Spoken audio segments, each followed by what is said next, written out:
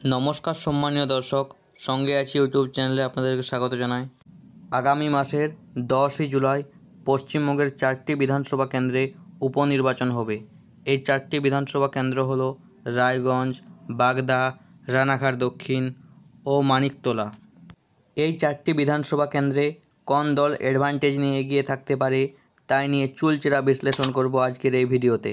তার আগে ছোট্ট একটি অনুরোধ, চ্যানেলে নতুন হয়ে থাকলে চ্যানেলটি সাবস্ক্রাইব করে দিন এবং পাশে থাকা বেল আইকনটি বাজিয়ে দিন। নাম্বার 1, রায়গঞ্জ বিধানসভা কেন্দ্র। রায়গঞ্জ বিধানসভা কেন্দ্রে তৃণমূলের তরফে প্রার্থী করা হয়েছে কৃষ্ণ কল্যাণীকে, বিজেপির তরফে প্রার্থী করা হয়েছে মানস কুমার ঘোষকে এবং বামেদের সমর্থনে কংগ্রেসের তরফে প্রার্থী করা হয়েছে মোহিত সেনগুপ্তকে। 2021 সালের বিধানসভা নির্বাচনে রায়গঞ্জ বিধানসভা কেন্দ্র থেকে বিজেপির টিকিটে জিতেছিলেন কৃষ্ণ কল্যাণী। তিনি ভোট পেয়েছিলেন 79,775টি, অর্থাৎ মোট ভোটের 49.44%। তৃণমূলের তরফে এখানে প্রার্থী ছিল কানাইলাল অগ্রওয়াল। তিনি ভোট পেয়েছিলেন 59,027টি, অর্থাৎ মোট ভোটের 36.58%। কংগ্রেসের তরফে এখানে প্রার্থী ছিল মোহিত সেনগুপ্ত। তিনি ভোট পেয়েছিলেন 17,198টি, অর্থাৎ মোট ভোটের 10.66%। 2024 সালের লোকসভা ভোটের নিরিখে রায়গঞ্জ লোকসভার রায়গঞ্জ বিধানসভা কেন্দ্র থেকে বিজেপি পেয়েছে 93,402টি ভোট এবং তৃণমূল পেয়েছে 46,663টি ভোট। আসন্ন বিধানসভা উপনির্বাচনে রায়গঞ্জ বিধানসভা কেন্দ্রে যদি সঠিকভাবে ভোট হয় তাহলে এখান থেকে জয়লাভ করতে পারে বিজেপি প্রার্থী মানস কুমার ঘোষ। নাম্বার 2, রানাঘাট দক্ষিণ বিধানসভা কেন্দ্র। রানাঘাট দক্ষিণ বিধানসভা উপনির্বাচনে তৃণমূলের তরফে প্রার্থী করা হয়েছে মুকুটমণি অধিকারীকে, বিজেপির তরফে প্রার্থী করা হয়েছে মনোজ কুমার বিশ্বাসকে এবং কংগ্রেসের সমর্থনে বামেদের তরফে প্রার্থী করা হয়েছে কমরেড অরিন্দম বিশ্বাসকে। 2021 সালের বিধানসভা নির্বাচনে রানাঘাট দক্ষিণ বিধানসভা কেন্দ্র থেকে বিজেপির টিকিটে লড়ে জিতেছিলেন মুকুটমণি অধিকারী। তিনি ভোট পেয়েছিলেন 1,19,260টি, অর্থাৎ মোট ভোটের 49.34%। তৃণমূলের তরফে এখানে প্রার্থী ছিল বর্ণালী দে।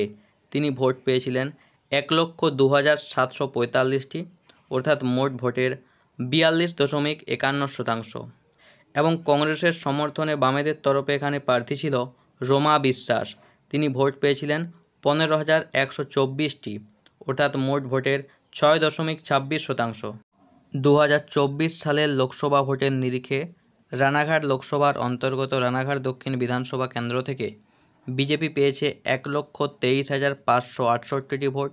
অন্যদিকে তৃণমূল পেয়েছে 86,632টি ভোট। অর্থাৎ এই দুই লোকসভা, অর্থাৎ রানাঘাট দক্ষিণ এবং রায়গঞ্জ লোকসভা ভোটের নিরিখে এই দুই বিধানসভা কেন্দ্রেই অ্যাডভান্টেজ নিয়ে এগিয়ে আছে বিজেপি। তাই বন্ধুগণ বলে রাখি, এই রানাঘাট দক্ষিণ বিধানসভা উপনির্বাচনে যদি ছাপ্পা, রিগিং ও ইভিএম বদলের মতো ঘটনা না ঘটে তাহলে এই বিধানসভা কেন্দ্র থেকে নিশ্চিতভাবে জয়লাভ করবে বিজেপি প্রার্থী মনোজ কুমার বিশ্বাস। নাম্বার 3, বাগদা বিধানসভা কেন্দ্র। বাগদা বিধানসভা কেন্দ্রে তৃণমূলের তরফে প্রার্থী করা হয়েছে মধুপর্ণা ঠাকুরকে, বিজেপির তরফে প্রার্থী করা হয়েছে বিনয় বিশ্বাসকে এবং বামেদের সমর্থনে কংগ্রেসের তরফে এখানে প্রার্থী করা হয়েছে অশোক হালদারকে। 2021 সালের বিধানসভা নির্বাচনে বাগদা বিধানসভা কেন্দ্র থেকে বিজেপির টিকিটে লড়ে জিতেছিলেন বিশ্বজিৎ দাস। তিনি ভোট পেয়েছিলেন 1,08,111টি, অর্থাৎ মোট ভোটের 49.41%। তৃণমূলের তরফে এখানে লড়েছিলেন পরিতোষ কুমার সাহা। তিনি ভোট পেয়েছিলেন 98,319টি, অর্থাৎ মোট ভোটের 44.94%। এবং কংগ্রেসের তরফে এখানে লড়েছিলেন কীর্তনিয়া প্রবীর। তিনি ভোট পেয়েছিলেন 8,250টি, অর্থাৎ মোট ভোটের 3.77%। আসন্ন বিধানসভা উপনির্বাচনে বাগদা বিধানসভা কেন্দ্র থেকে সম্ভাব্য জয়লাভ করতে পারে তৃণমূল প্রার্থী মধুপর্ণা ঠাকুর। নাম্বার 4, মানিকতলা বিধানসভা কেন্দ্র। মানিকতলা বিধানসভা উপনির্বাচনে তৃণমূলের তরফে প্রার্থী করা হয়েছে মানিকতলা বিধানসভা কেন্দ্রের প্রাক্তন বিধায়ক সাধন পাণ্ডের স্ত্রী সুপ্তি পাণ্ডেকে। বিজেপির তরফে এখানে প্রার্থী করা হয়েছে ফুটবলার কল্যাণ চৌবেকে এবং কংগ্রেসের সমর্থনে বামেদের তরফে এখানে প্রার্থী করা হয়েছে রাজীব মজুমদারকে। 2021 সালের বিধানসভা নির্বাচনে মানিকতলা বিধানসভা কেন্দ্র থেকে জয়লাভ করেছিল তৃণমূল প্রার্থী সাধন পাণ্ডে। তিনি ভোট পেয়েছিলেন 67,577টি, অর্থাৎ মোট ভোটের 50.82%। এখানে বিজেপির তরফে প্রার্থী ছিল কল্যাণ চৌবে। তিনি ভোট পেয়েছিলেন 47,339টি, অর্থাৎ মোট ভোটের 35.60%।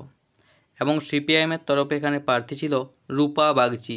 তিনি ভোট পেয়েছিলেন 13,513টি, অর্থাৎ মোট ভোটের 10.16%।